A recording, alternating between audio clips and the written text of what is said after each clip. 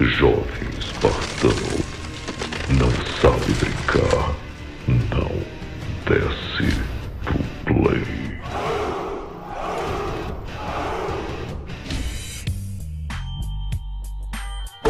Eita, que as notícias tão boas! Finalmente uma hype da hora aí para o mundo dos consoles, especificamente para você, dono de PlayStation 5 ou que vai comprar o seu, hein? Saiu finalmente o primeiro modelo confirmado tanto pela Sony quanto pela fabricante de SSD expansível para a memória interna do PlayStation 5. Nós agora já temos uma noção de precificação e também de requerimentos oficiais da própria Sony. Confere aqui que hoje a notícia tá muito boa. Ponto alguém. Compre cartões com segurança e rapidez. Links na descrição. Um oferecimento GVG Mall. Saia da mendigagem e adquira sua cópia totalmente original do Windows 10 por menos de R$60. Basta usar o cupom JE20 na sua compra e selecionar o PayPal, que tem a menor taxa de apenas R$2. Expulse o cracudo do seu PC ativando a chave no seu próprio Windows. Produto 100% funcional com qualidade espartana. Links na descrição.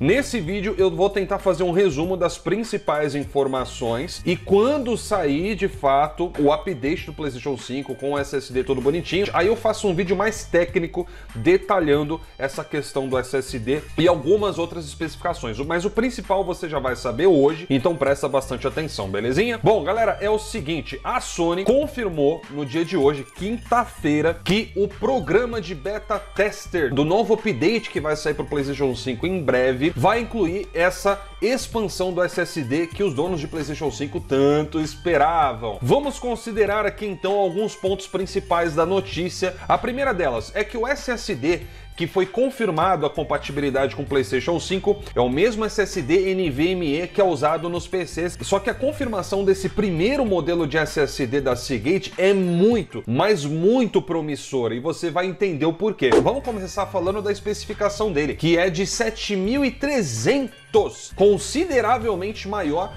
do que a velocidade do SSD interno do PlayStation 5. E por que essa especificação é tão boa de saber? Porque aí entra no segundo fator que nós vamos falar aqui, que é a precificação. Então, galera, esse SSD que a Seagate falou tem alguns modelos e os principais deles são os de 500 GB, 1 TB e 2 TB. O de 500 GB vai custar $170, o de 1 TB $275 e o de 2 TB vai custar $570, tá? Lembrando, não é um SSD específico para PlayStation 5, ele é universal, você pode usar no PlayStation 5, pode usar no seu PC, onde você quiser. E é justamente aqui onde entra a questão que eu falei para você, que a precificação dele é muito boa comparado com a especificação técnica. Sabe por quê? Olha só, o SSD do Xbox Series X de 1 TB dessa mesma marca custa $220, ou seja, ele é uns $50 mais barato do que o modelo confirmado pela Seagate, que é compatível com o PlayStation 5. Porém, contudo, entretanto, o SSD do Xbox Series X tem uma velocidade de 2.4 GB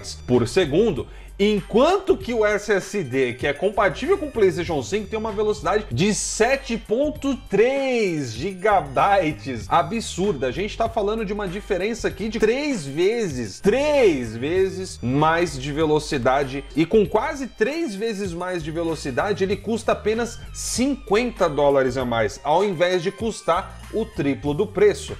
Então, se você for fazer uma comparação de precificação, o do PlayStation 5 vale muito mais a pena, porque é um SSD muito melhor que esse que é feito para o Xbox Series X de 1 TB. A gente está falando de um SSD que tem uma especificação acima do que teoricamente seria exigido para o PlayStation 5, já que a velocidade do SSD interno dele é de 5.5 gigabytes por segundo. Então, na teoria, se o SSD extra tivesse essa mesma velocidade, já seria o suficiente. E um SSD com velocidade menor, mas que ainda esteja dentro das especificações do PlayStation 5, significa menos dinheiro sendo gasto. Você está começando a entender para onde que vai esse raciocínio? Pois é. Porém, tem um lado negativo. Ambas as abordagens da Sony e da Microsoft trazem esses lados positivos e negativos.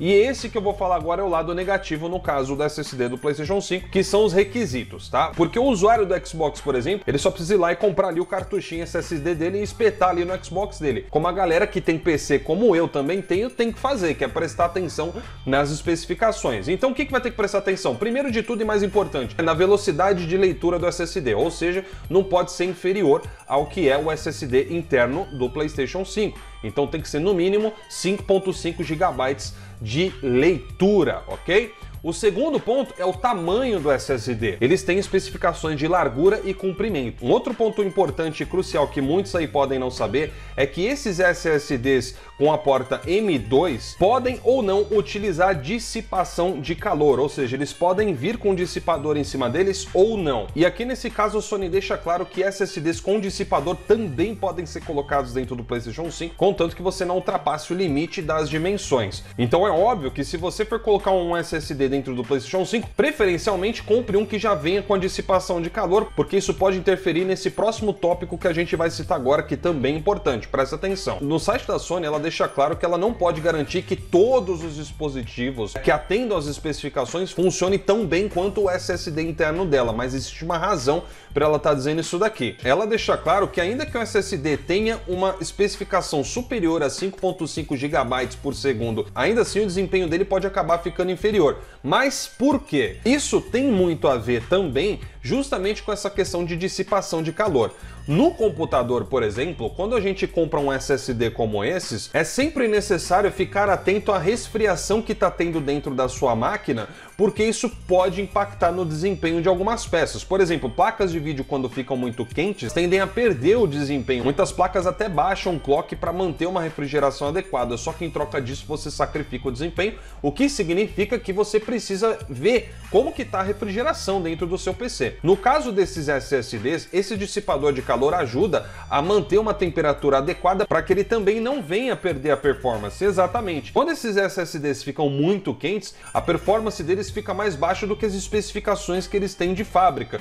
Então, provavelmente, é por isso que a Sony diz que mesmo que você instale um SSD mais rápido e com maior capacidade, não é garantido que vai funcionar sempre 100%, porque, obviamente, esse é um fator que está incluso em qualquer hardware que use isso, principalmente nos PCs, então o cara que tem o PlayStation 5 tem que se atentar a esse detalhe. E bom, galera, por hora, essas são as informações mais importantes principais do momento, e aguardem que quando sair o update e tudo mais, eu vou fazer um vídeo aqui no canal mais específico para vocês, inclusive até ensinando como trocar o SSD no PlayStation 5. Eu vou ver se eu faço aquisição de um desses SSDs e aí eu faço um vídeo totalmente dedicado a isso. Hoje é um resumão do que você tem que saber, e se você apreciou, não se esqueça de clicar aí no botão de gostei e compartilhe esse vídeo também com seus amigos. Eu vou ficando por aqui então, galera. Um grande abraço e até as próximas notícias.